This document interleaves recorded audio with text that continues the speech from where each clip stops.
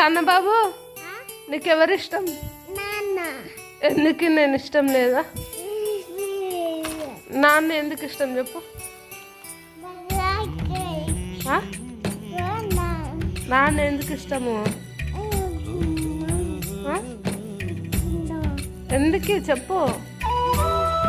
ఉప్పు తెచ్చేదానికే, చాక్లెట్ తెచ్చేదానికే. మరేం కావాలా? ఉఫా అడుగు, నాన్న పంపిస్తా వీడియో. ఏం కావాలి అడుగు.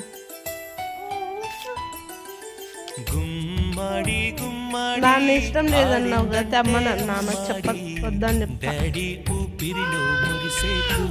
వద్దని చెప్తా. మరి నేను ఇష్టమా? నాన్న